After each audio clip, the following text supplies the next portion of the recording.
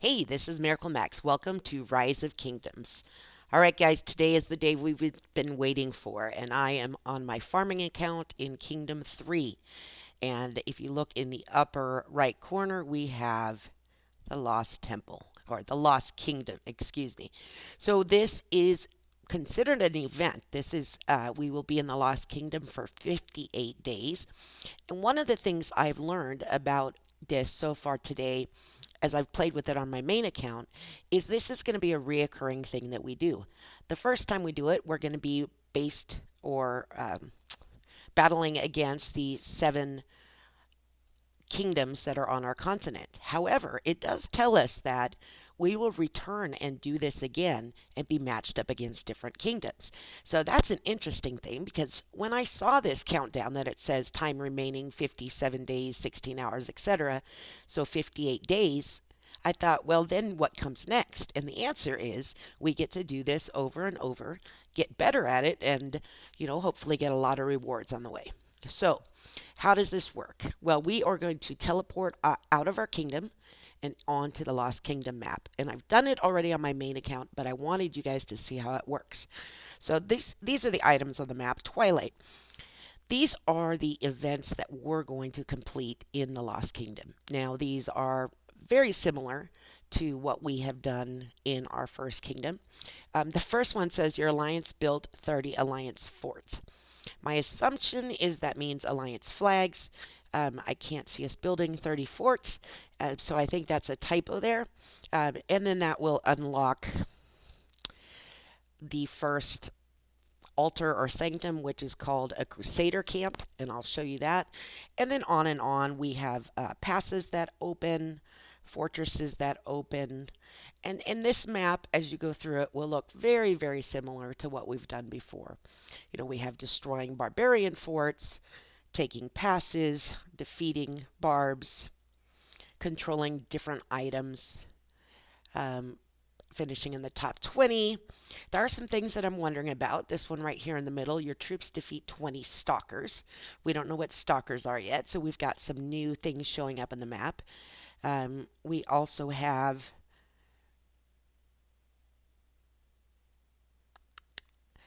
right here in the middle, your alliance controlled one circle at the end of the chapter. Not sure what circles are yet, so there's something else to find out. We also have right next to that, your troops defeat 20 dark stalkers. So we have stalkers and we have dark stalkers to defeat. Barb forts go up to level 10 is what it looks like in this. Passes to level 6. And barbarians go up to level 40, which is pretty exciting. So as we go through this, I'm going to try and keep doing a video each time we unlock something new, because there's a lot of new stuff coming and it's things we haven't seen before. And somehow at the very end of this, there's another update. So that'll be interesting to see what that is. All right, so that is the Chronicles, and I'll cover them more as we come upon them. Also in this is Crusader achievements. So there's individual goals that we'll get rewards for. Defeating barbarians, uh, building construction, accumulating honor points. And it looks like that's the last one. Oh, and faith. Killing enemy troops. Conqueror. Occupying ancient ruins or altars of darkness for 20 minutes. Not sure what that is yet either. So lots of new stuff in here that will come upon as the game goes on. Alliance, it is all points based. We accumulate points, and as an alliance, we achieve different levels of rewards. Look like this. Together we rise. Um, Occupying different items, Hyron, Sanctuary, Circle. And again, that'll continue. We'll explore it more as we do it. And then lastly for Kingdom. So we are earning rewards on 3 levels now, individual, alliance, and kingdom throughout this entire new map. All right, and if we go up back in there one more time, honor roll just shows where we are placing right now in those events. And one more thing. It looks like at the end of this 67, or I'm sorry, 58 days, we get rewards based on how we finished. So 58 days from now, we have some items we can win, something that's permanent, not sure what it is. And this does say that there's rewards all the way to rank 1000, just like in the Eve of the Crusade event. That's individual alliance rewards. Look good too. Some more legendary sculptures. Interesting. Top 50 alliances get rewards, so that's great. And then kingdom rewards. And since there's 8 kingdoms in there, there's 8 ranks. Gold keys seem to be the prize in here. And everybody gets something. So this is something to compete in and have a little fun in. All right, so let's teleport. So like in everything else in this game, when we go to teleport, all of our troops need to be at home. And I went ahead and brought them all back so that I could head over. If we hit teleport, it costs no items to move into the map. Now, the 8 kingdoms are going to all be teleported to a zone furthest from the center. These are the same zones that we all started this game in, just on a new map. So that corner is where I'm going to land, and all of my kingdom will be there. And it looks like kingdoms will march towards the center to capture the Great Ziggurat, I believe is what it's called. Let's go ahead and head on in. And it is exciting to go somewhere new. I mean, there are some things about this that are very similar. The map looks the same. You know, we still have barbarians. We still have barbarian forts. We have some things similar to sanctums and altars, but they do all function a little differently. So that makes it fun. Now, if we go out on the map, let's see where we are.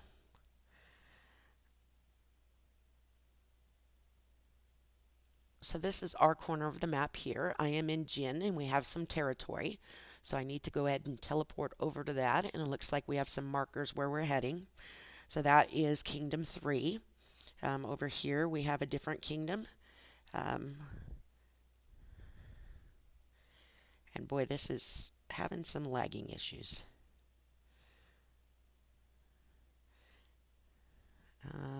Doesn't tell me what kingdom they're from. Bob. Band of Brothers. I think that's Kingdom 1, actually, because I have been in there. And again, if we go down, each corner of the map is occupied by a different kingdom, and then the alliances within that are building their territories. A quick point, and something we realized as an alliance really quickly, is that once you arrive in these lands, you are going to need a lot of gold to build.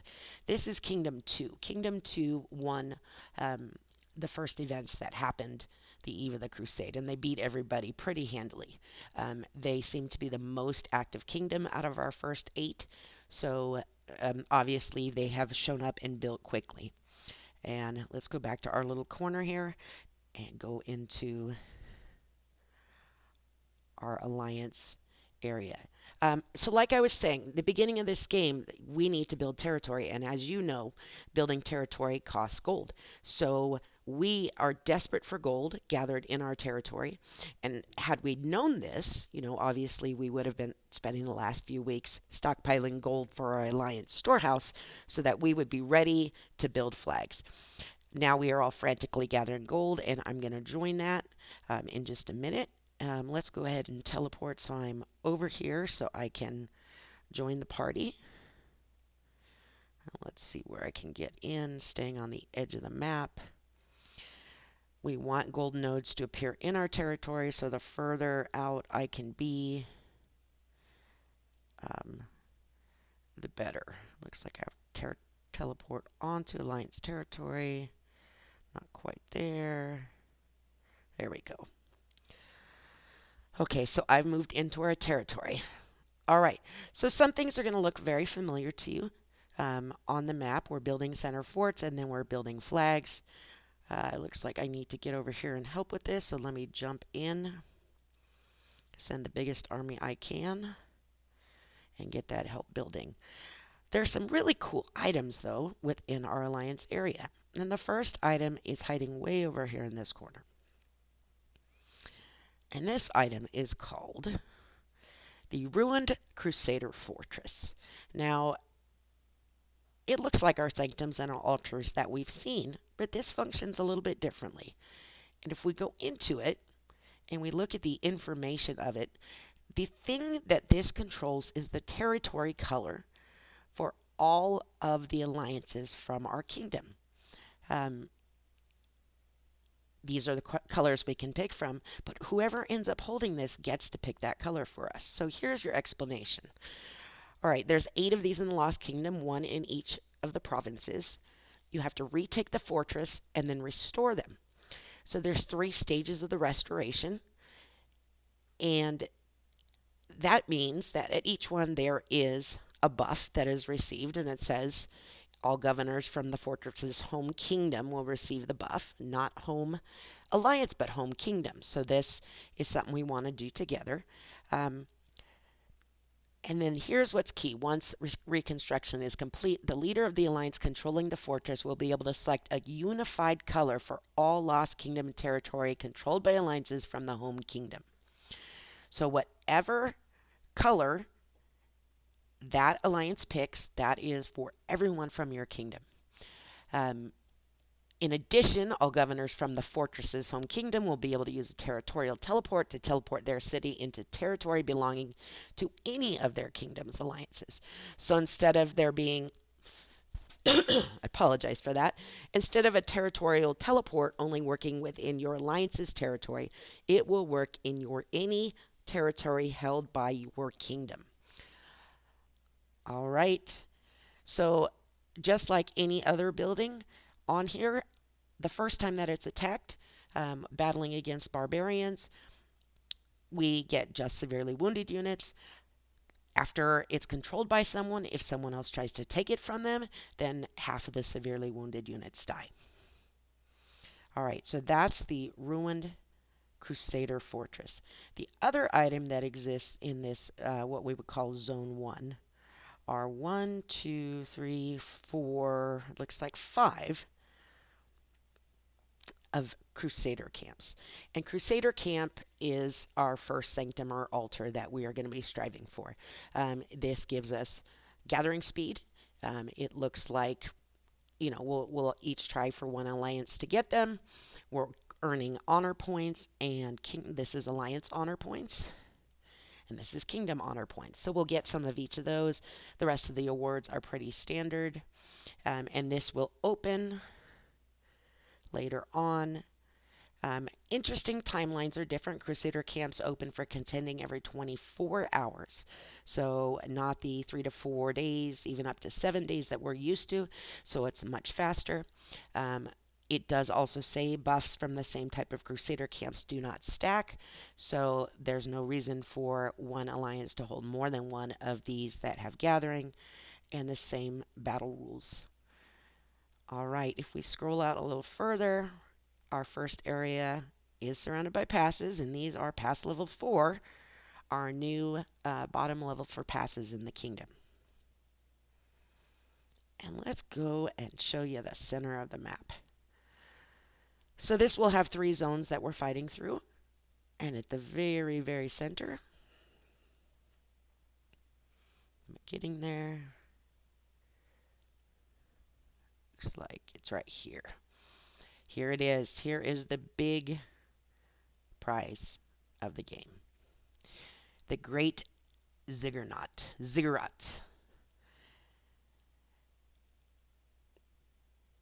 There's the statistics so you can read about it, and this obviously will come open at the very, very end of the game. Open for contention every 3 days. Same rules as before. All units severely wounded die. And it unseals at the same time as its 4 citadels. And here are the 4 citadels surrounding it. Now, I'm not going to go into too much detail about the center of the map because, we are 60 days away from hitting it. And right now, what matters most is what's happening in my zone. So if we go back home, I'm going to go ahead and switch kingdoms, or I'm sorry, switch accounts real quick so that I can take you out on the field with an account that can uh, hold its own rather than a farming account. But let me go ahead and send out my gatherers. And one great thing about this new map is the levels of the resources. So if we go to resources and we look at the different colors, seems real familiar, I'm sure. And we'll go around this here for gathering. And you'll notice that right now you're going to be seeing level 6 and level 7 resource nodes. Now in zone 1 it looks like we have level 1, or I'm sorry, level 5, 6 and 7 are the resource nodes available, which is pretty exciting. I don't really care where my gatherers are going right now. I should check and see if there's any gold nodes available in our territory. Don't want to leave those ungathered, especially because we need gold right now. And even though this account's purpose is to send resources to my home account, my main account, I still want to help out the Alliance the best that I can.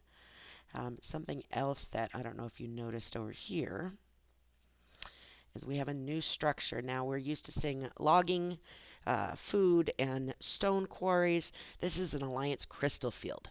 And it looks like for building flags, the first flags will just take gold at the beginning, but then later on it's going to take crystals for us to be able to build more flags. So we're trying to pull in as many of these as we can right now into our control. All right, there's my home. Let's get the rest of these gatherers out. I don't really care what they're gathering. And switch accounts. You can laugh at all the accounts that I have. Right now, I'm going to go ahead to this one here. And this is the account that I moved into Kingdom 3 specifically to do Lost Kingdom videos. And there's one other thing I want to show you right now in this video before I sign off. I don't want this to get too long because we have 58 days to cover this, and we don't have to handle everything in the first day. So the last thing I want to show you is the level of barbarians we're working with. And if you look around me, you see level 26, 27, and 28. Now, at this moment, the highest level I can attack is 31, but we can go all the way up to level 40. So let's see if we can find a 31. None near me. 30. And let's send out some troops to attack that, just so I can show you what the strength of them is. And I'm going to send out Minamoto with Boudica, and I'll also send out Lohar with Richard. The cost for attacking barbarians is the same that you're used to seeing. And the experience point seems to be going up at the regular rate. I was out earlier attacking barbarians to get up to level 31, and they don't seem to be too much harder. If you were able to take level 25, these levels, are within our reach too. And I'm going to go ahead and camp those afterwards, just let them naturally camp so that I can show you the battle reports and then go ahead and cut out this video. I do plan on every time we start trying to accomplish something new in this kingdom, showing you what we're doing so that you can have a sneak peek for when your kingdom enters the Lost Kingdom. But today, really, it's about teleporting and building territory. We've all done that before, and you've seen the new buildings within Zone 1. So let's go look at that report. And level 30 barbarians, if we look at the battle log, we are looking at enemy lineup of 114,811 troops. Odd number. But really just a minor step up. Nothing really difficult to beat. You are getting more experience. I'm getting 6.6 from Lohar and 4.7 from Boudica and Minamoto. All right. I'm going to have some fun. I think I've got some gathering to do, some building to do, and some barbarians to kill. I hope you enjoyed this video. If you liked it, please like and subscribe. I would like to keep bringing you previews into the Lost Kingdom. I know that only 8 kingdoms are able to do this right now, and I want to make sure that when it's your turn to come in here, you are as prepared as you can be. So, number one tip from this video: gather gold as an alliance and be ready with it when you hit the Lost Kingdom. All right, thanks for watching today. I appreciate the time you spent with me. Take care.